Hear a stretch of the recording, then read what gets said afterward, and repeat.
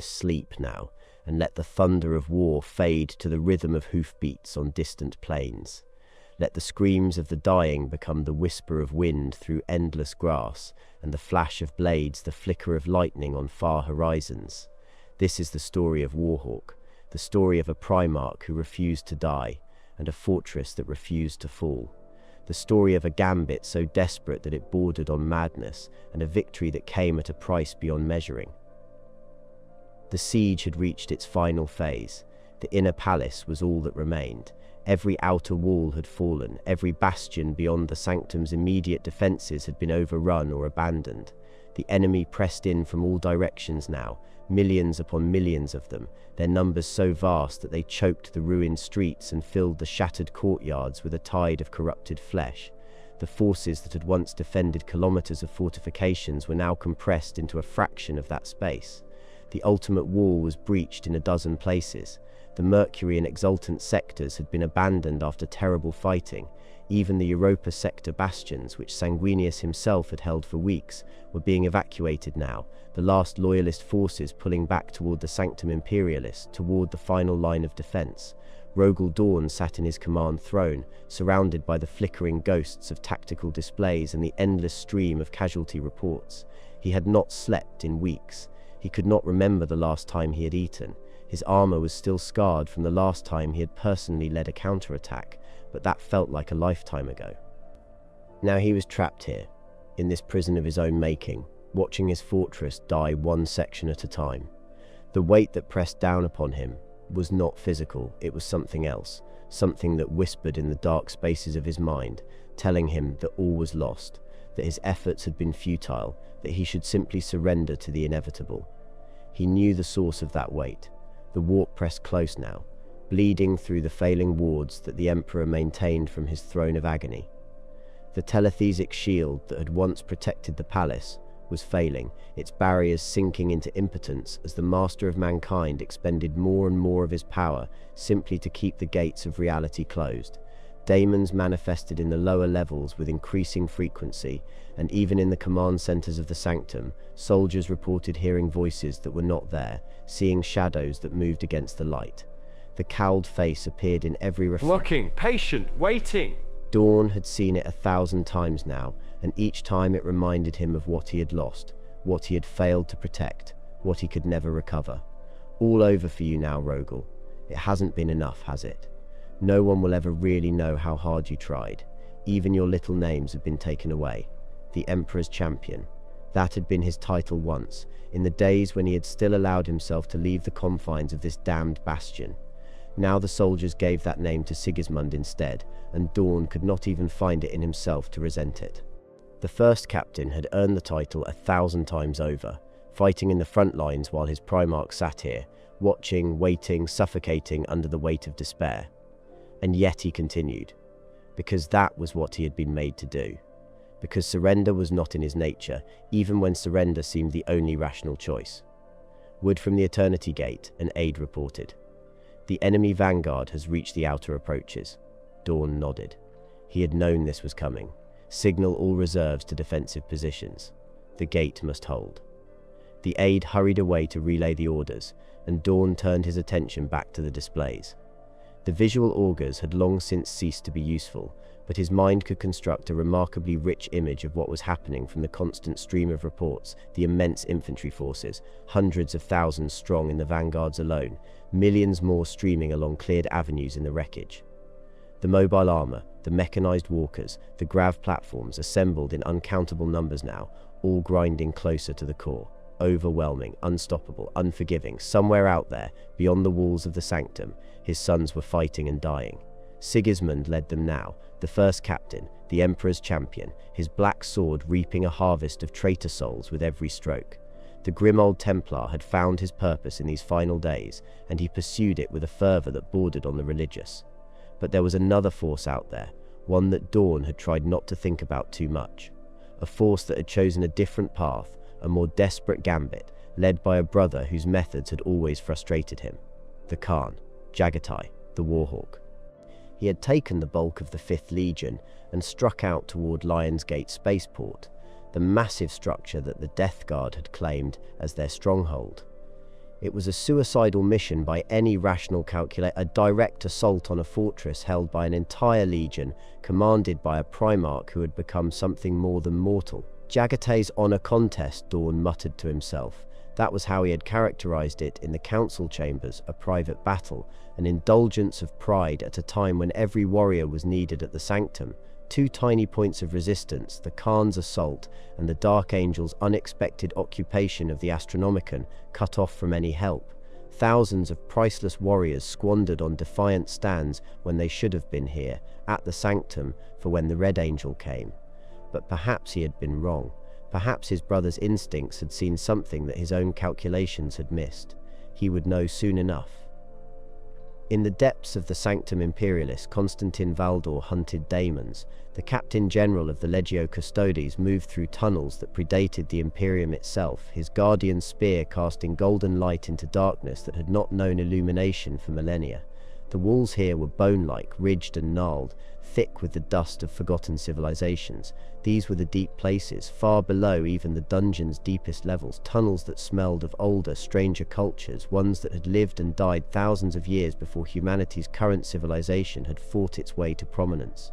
Not all traces of those forgotten peoples had been completely erased. The tunnels went down a long way, and things lived in them that had never known the light of soul. Valdor narrowed his eyes, remaining perfectly motionless. The corridor ahead was silent down here. The perpetual thunder of the surface guns could no longer be made out, but he could smell something, just barely, a faint whiff of burning. The fighting had been hard enough on the outer wall, where he had served alongside Raldoron of the Blood Angels and the Great Khan of the White Scars. Raldoron had impressed him, a fighter after his own manner, measured and artful. The Khan had been the Khan, peerless in some respects, frustrating in others. Now, though, the time for manning the far ramparts was over. The perimeter had shrunk steadily, pulling back toward the inner palace, and now within that too, so he could delay no longer. The order had been given for all surviving custodians to fall back to the Sanctum Imperialis. The 10,000, who now numbered but a tithe of that nominal complement, had taken up arms within the very core of the Emperor's domain, ready for the assault on the last walls of all, both visible and invisible. More than most, Valdor understood the true nature of that conflict. Any conscript in the trenches knew that the enemy was coming at them over ground, but would have been wholly unaware of the struggles going on the whole time under their feet. The battle for Terra had been going on a lot longer down there, and was a degree more vicious. For the most part, it was the Emperor who held the hordes back, whose matchless power blocked the one stable passage up into the foundations of the throne room itself. Every barrier was leaky, though, if placed under enough stress, and now the pores were opening. The great ward shield erected over the palace was failing. The counterpart barriers sunk into the earth were failing. The daemons could worm their way in now, darting out across the battlements, spinning down from the firelit air, thrusting up from the toxic soils. He crept forward, his auramite boots sinking softly into dust layers 10 centimeters thick. The walls of the corridor pressed close. You could imagine being buried alive here, smothered by the millions of tons of rock above and around you. The daemon was waiting for him in a tiny chamber at the end of the tunnel. It appeared as a nugget of absolute darkness, a clot of non-reflective shadow that seemed to absorb even the light of his spear. A single mouth emerged from the darkness, ringed with ranks of tiny teeth, and it spoke in a voice that was almost childlike. "Go away. I am praying." Valdor did not move immediately. You could learn things from these creatures, if you were patient. There is nothing to pray to down here, but plenty to pray for, if you say so. The daemon's mouth stretched into a wide grin. You could leave me be. I am quite harmless, and I have lived here for a very long time. Nothing lives down here. You and me. We do. Only one of us is alive. The creature's wide lips rippled obscenely. For now, you're not safe, not even your master. We will feast on him when he is sent into our realm. I think not. You think. For yourself. I see no evidence of that. The vile mouth gaped wider. But let's see how quick you are. The daemon jerked upward, outward, the teeth-filled mouth gaping and dividing with horrifying speed. Valdor slashed straight into the tumbling wall of darkness, scything his spear diagonally and dragging its tip across the splayed moors.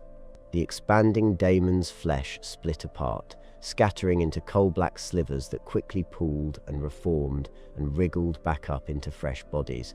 But Valdor had only made the first cut to get closer to his real target. His second swipe bisected the candle that burned on the chamber's altar, a blue-white flame that gave no light, and the daemon screamed in agony as its anchor to the material world was severed. It splattered into flying gobbets that coated the walls in black mucus, and then was gone, sent screaming back to the hell that had spawned it.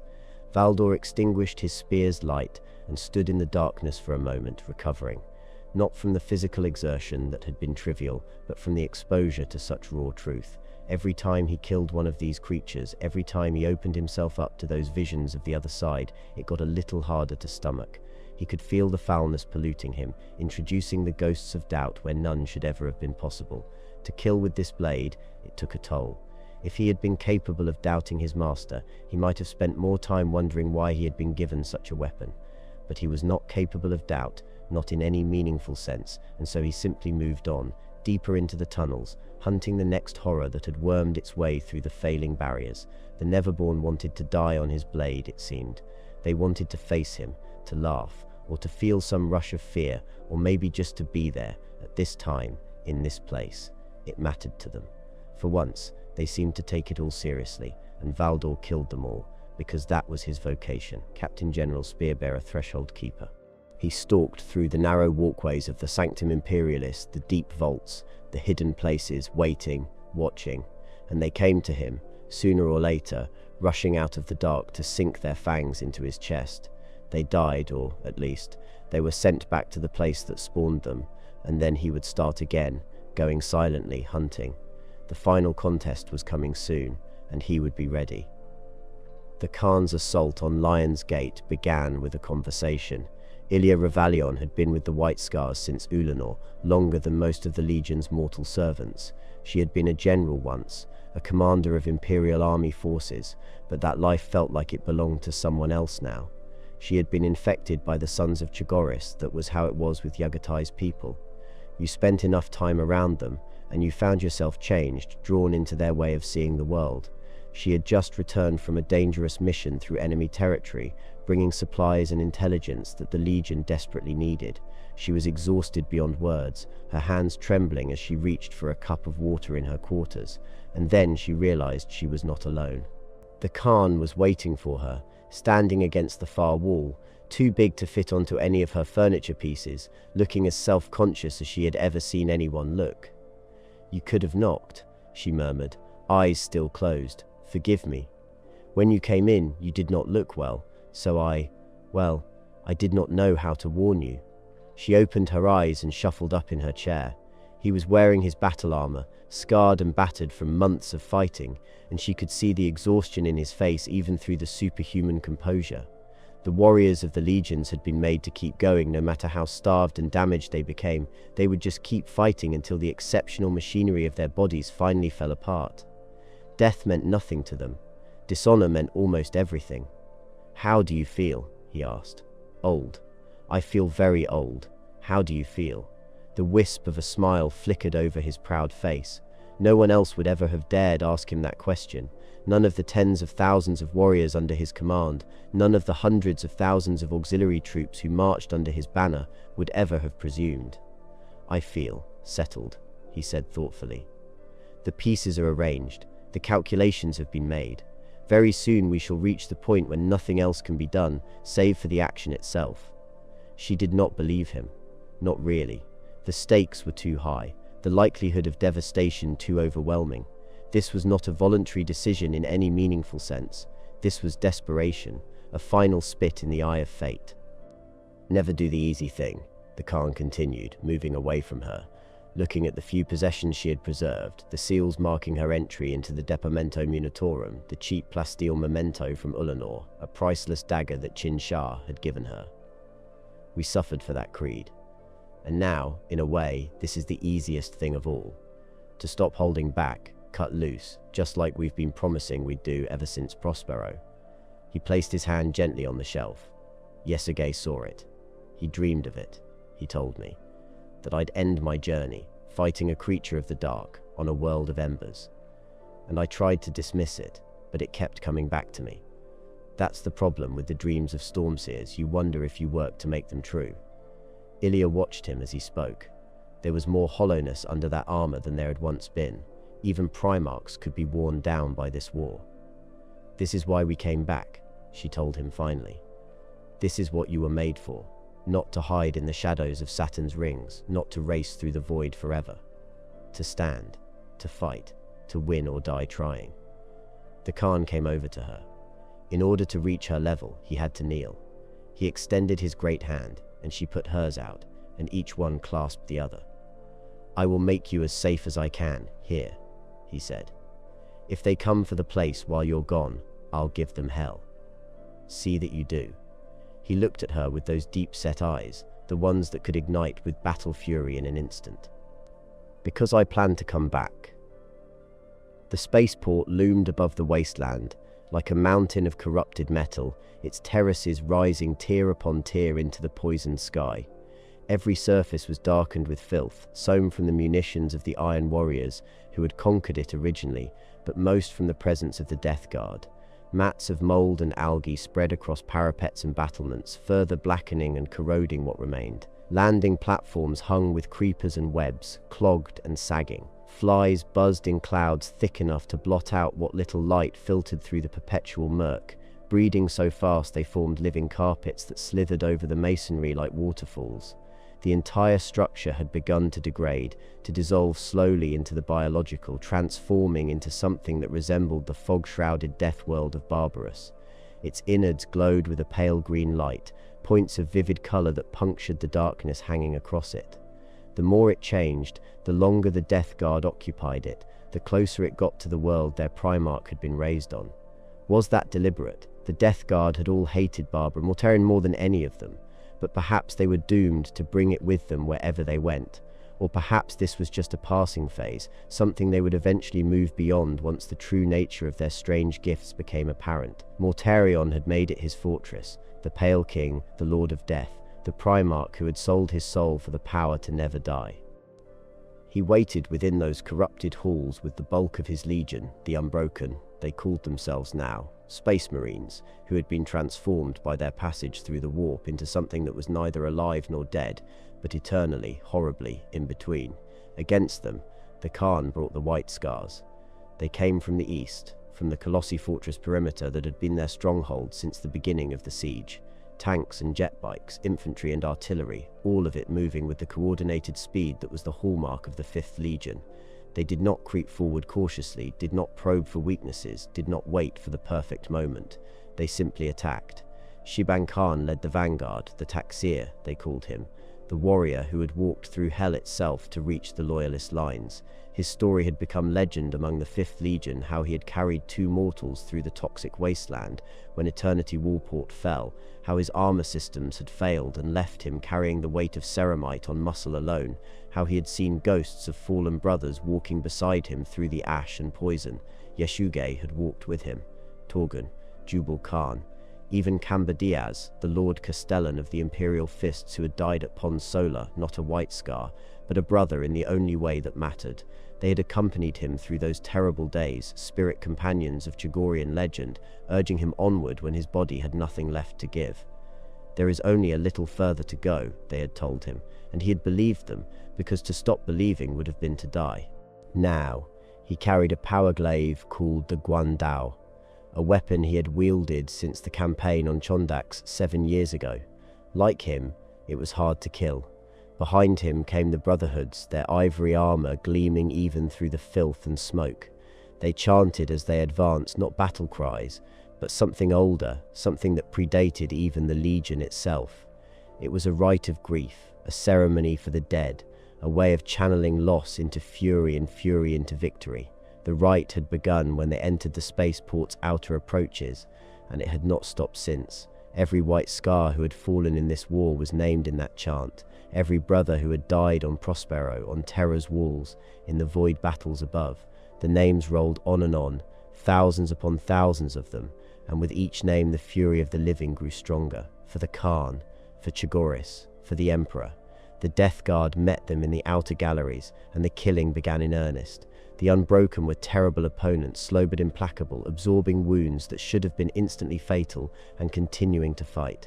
Their armor wept with corruption, their weapons dripped with toxic fluids, and their very presence sickened the air around them. But the White Scars had learned how to fight them. Speed was the key. Strike fast, strike hard, and move on before the enemy could bring their ponderous strength to bear. Shiban's glaive sang as it cut through corrupted ceramites, severing limbs and opening bellies. He did not stop to finish his kills. There was no time for that, and the Death Guard would not stay down anyway. Instead, he pressed forward, always forward, driving deeper into the fortress while his brothers followed in his wake. The tanks came behind them, their guns blazing. The mortal crews who operated those vehicles had been fighting alongside the White Scars for months now, and they had learnt the Legion's ways. They did not hang back in safety, waiting for targets of opportunity. They charged alongside the Space Marines, their hulls scarred and battered, their crews exhausted beyond the point of rational thought. One tank commander, a sergeant named Casca, had been with the 5th Legion since the beginning of the siege. His vehicle, Ica 73, had been repaired so many times that barely any original components remained. But it still ran, and its guns still fired, and that was all that mattered. "Keep moving," he told his crew as lasfire sparked against their hull. "Don't stop for anything." They didn't. The Khan himself struck at the heart of the fortress.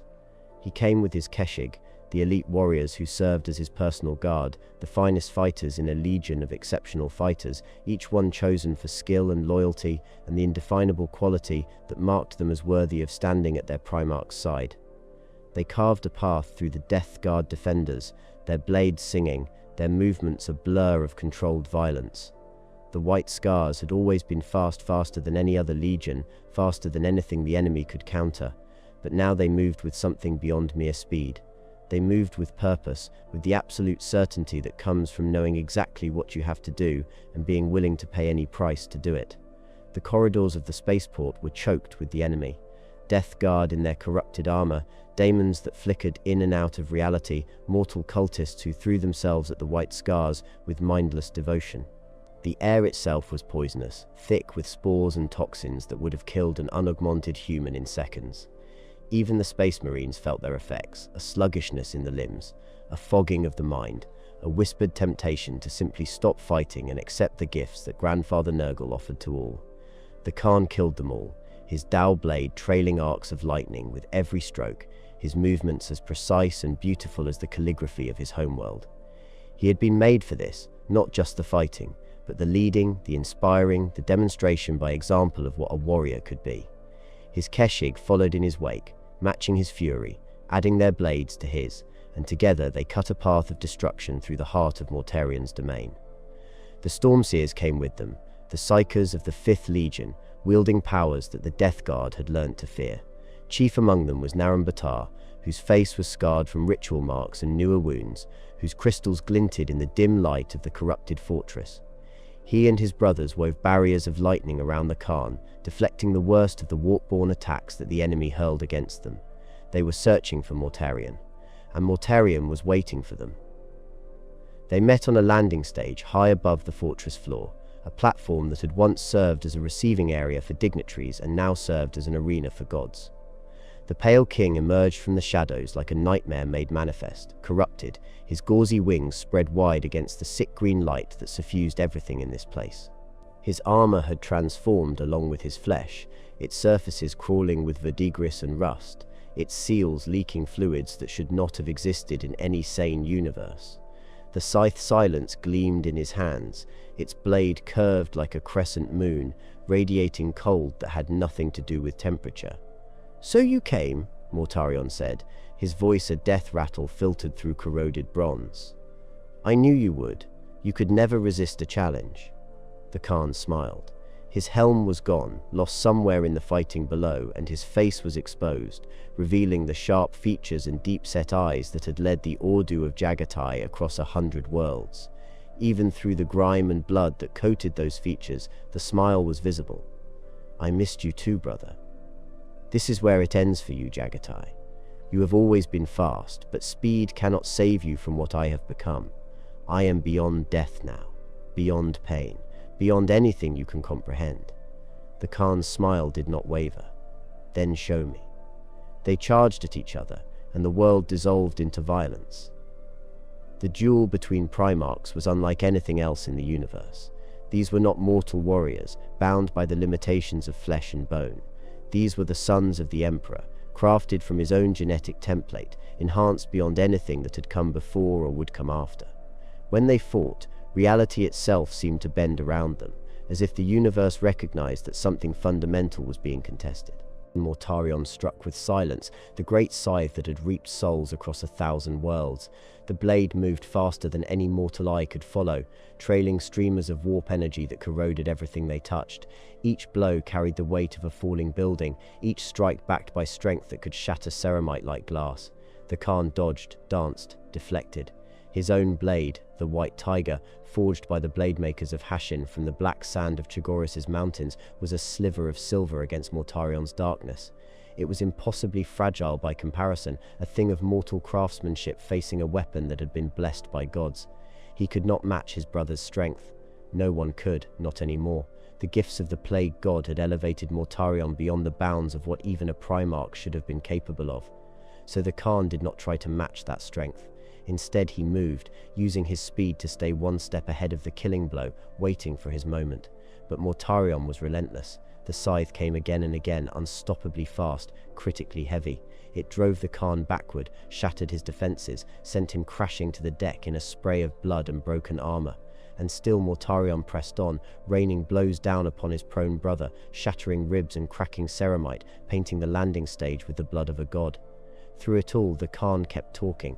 He kept up a torrent of petty jibes and slights, insults that cut deeper than any blade. "Just take the damned mask off. I want to see your expression when I kill you. Your stench is worse than at Ulanor, and it was putrefying then. And the one that cut deepest, I should have taken on the Legion Master.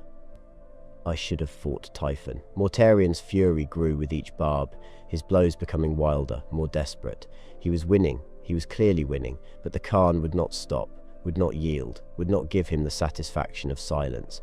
And then the Khan was on his knees, his armor in ruins, his face a mask of blood, and Mortarion stood over him with silence raised for the killing blow. "It ends here," the Death Lord said. The Khan chuckled through the blood in his throat. "See, but I'm laughing now, brother. You should start to worry."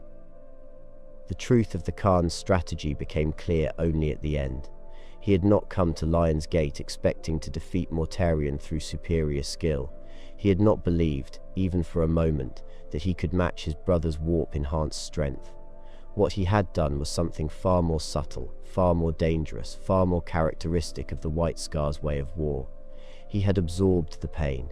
Every blow that Mortarion landed, every bone that broke, every wound that opened, the Khan took them all, channeling the agony into something else, using it to fuel his own impossible endurance. On the Terminus Est, during the Destroyer Plague, Mortarion had broken. He had surrendered to the pain, accepted the gifts of the Plague God rather than endure another moment of suffering. The Khan had not broken, he had endured. And now, at the moment when Mortarion believed he had won, when his fury had reached its peak and his attention wavered, the Khan struck. His shattered gauntlet tightened on his blade, and the White Tiger, the masterwork dowel that had been forged by the blade makers of Hashin from the black sand of Chagoris' mountains, found the single gap in Mortarion's defenses. The blade bit deep, sending a flare of pain straight into the Pale King's corrupted flesh. Mortarion reeled back, and suddenly the positions were reversed. The Khan was on his feet again, somehow still moving, his broken body held together by nothing but will and the desperate need to finish what he had started. He began to dance, not beautifully, not gracefully, but with the deadly purpose of a warrior who knows he has one chance and one chance only. "When we do this with our ships," the Khan rasped, "we call it Zao, the chisel." The blade struck again, carving another wound into Mortarion's failing defenses. "My endurance is superior." They traded blows in a fury of clashing metal and spraying blood. Both primarchs were damaged beyond belief, both operating on reserves that should have been exhausted long ago. But the Khan had planned for this.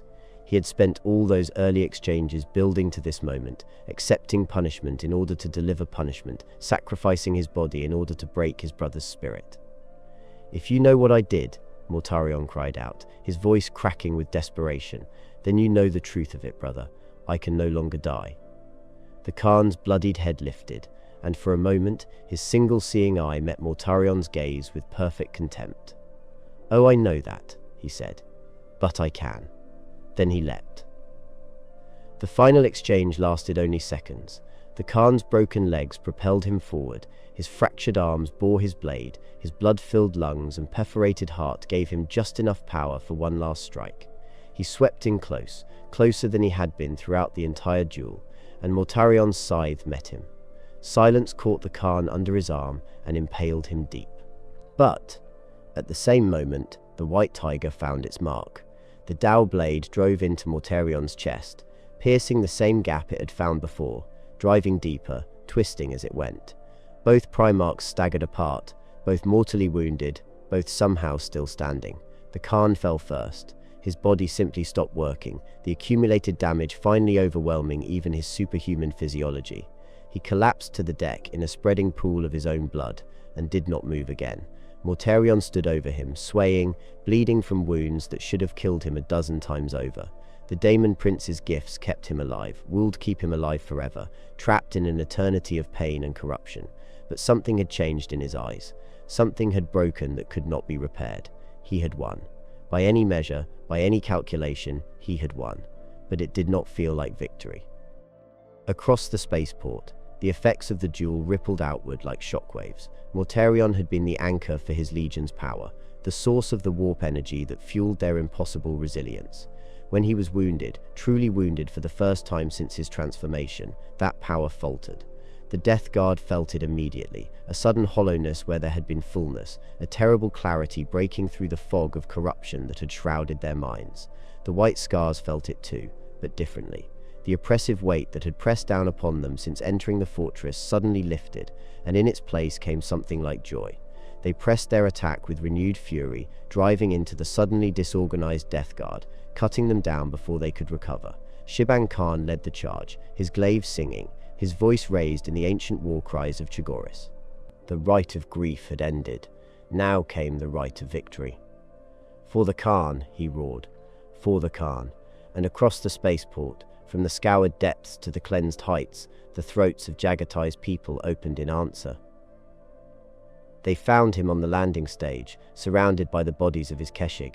The White Scars had fought their way through the entire fortress to reach this place, killing everything in their path. They had expected to find their Primarch standing victorious over a fallen enemy, or else fallen himself in glorious battle. What they found was something else entirely, a broken body that barely deserved the name, lying in a lake of its own blood, still somehow breathing. Jaghatai Khan was the first to reach him. The young warrior fell to his knees beside his Primarch, his hands trembling as he assessed the damage. The injuries were catastrophic: bones, ruptured organs, wounds that would have killed any mortal being 100 times over, and yet the Khan's single remaining eye flickered open as Jaghatai approached. "Did we win?" the Khan whispered. "We won, my lord. The fortress is ours." A smile crossed what remained of the Primarch's face. "Good. That's good." He said nothing more, and for a terrible moment Jaghatai thought he had died. But the Khan's chest still rose and fell, barely perceptibly, and his heart still beat, however weakly. He was alive. Against all odds, against all reason, he was alive. The White Scars could not carry him, the wounds were too severe, the risk of causing further damage too great. But there were tanks nearby, mortal crews who had fought alongside them through the entire assault. One of them, commanded by a sergeant named Casca, offered a solution. They hoisted the Khan's broken body onto the hull of their vehicle, shielded by warriors on either side, and began the long journey back to friendly lines. Behind them, the fires of Lion's Gate continued to burn. But the fortress was theirs now, claimed, consecrated, sanctified by the blood of a Primarch. It would never belong to the enemy again. In the Sanctum Imperialis, Rogel Dawn felt the change before he heard the reports. The weight lifted, the whispers stopped, the cowled face that had haunted his every reflection simply vanished. He raised his head from the tactical displays and looked around the command chamber, seeing it clearly for the first time in weeks. The people working around him had names again, histories, purposes. The casualty reports were still terrible, but they were just numbers now, not the voices of the dead mocking his failure. Word from the east, Archimus reported, appearing at his side. The Lion's Gate spaceport has fallen. The 5th Legion holds the structure. Dawn processed that information. If Mortarion's forces had been expelled, it meant they would be heading for the center now, another factor to consider, another enemy pressing toward the sanctum. But that was future problem. For now, all that mattered was that his brother had somehow achieved the impossible. Any word on the Khan himself? Archimus hesitated. Casualties were severe. We have no confirmation of his status. Dawn nodded. He would mourn later, if mourning was required. For now, there was work to do. Signal all positions, he ordered. The final act comes next. They brought the Khan back to the Palatine in the hold of a Thunderhawk, surrounded by what remained of his Keshik. The Primarch had not regained consciousness since the duel. His apothecaries worked over him constantly, pumping his ravaged body full of stimulants and coagulants, struggling to keep the thread of life from slipping away entirely. The injuries were beyond anything they had ever seen, damage that should have been instantly fatal, wounds that defied the regenerative capabilities even of a Primarch's biology. But Jaghatai Khan was not dead. He clung to life with the same stubborn determination that had carried him through the duel, the same refusal to surrender that had defined his entire existence. He would not die until he chose to die. And he had not yet chosen. The Thunderhawk touched down in the Palatine's receiving bays, and a delegation was waiting. Sanguinius was there, the great angel's beautiful face drawn with concern. Dawn was there too, stone-faced as always, but with something in his eyes that might have been respect. He did it, Sanguinius said quietly, looking down at his brother's ruined form. He actually did it. The port is secure, Dawn confirmed. The Death Guard are in retreat. It will take time for them to regroup, time we desperately need. But at what cost? Dawn did not answer. The cost was obvious. It lay before them on the stretcher, broken almost beyond recognition. But the Khan's single eye flickered open one more time, and for a moment that familiar smile crossed his features. Worth it, he whispered. Then his eye closed again, and he was still. Sleep now if you can. Let the thunder of battle fade to the whisper of wind through endless grass. Let the screams of the dying become the song of distant riders, and the flash of blades the glint of starlight on a Chagorian plain. Dream of a Primarch who refused to die, even when death was the only rational choice. Of a legion that followed him into hell and back again. Of a fortress reclaimed, an enemy broken, a victory won at a price beyond measuring. The Lion's Gate spaceport stands now in White Scar's hands. Its corrupted halls are being cleansed, its defenses being restored, its guns being turned against the enemy that once held it. The Death Guard have retreated, not destroyed, not broken, but driven back, their momentum shattered, their Primarch wounded in ways that even Daemon gifts cannot fully heal. And somewhere in a Thunderhawk racing toward the Palatine, the Warhawk of Chagoris clings to life by the thinnest of threads. Shiban Khan led the final ceremonies in the fortress's central hangar, his voice carrying across the Vox to every White Scar in the structure. This is where he fell, he said, standing in the place where the Khan had dueled Mortarion. This is our place now.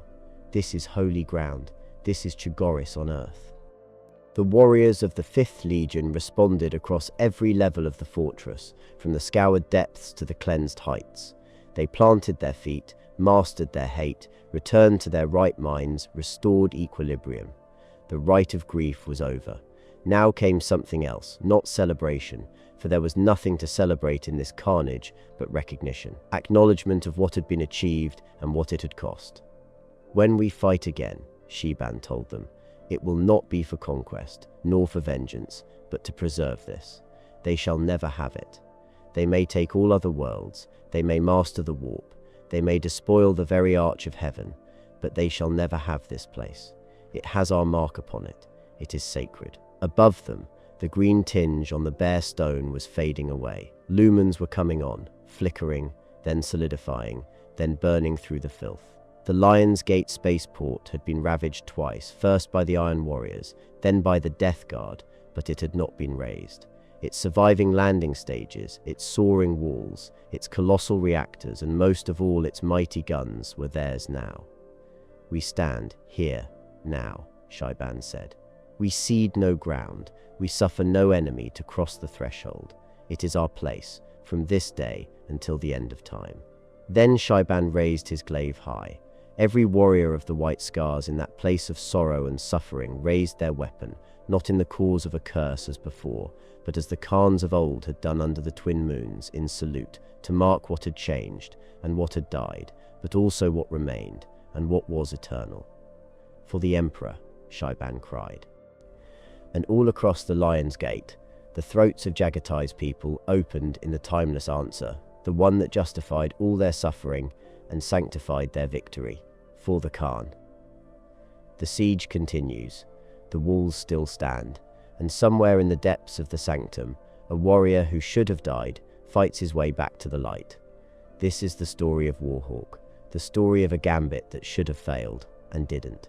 The story of a primarch who understood that sometimes the only way to win is to be willing to lose everything, including yourself. The Death Guard will come again.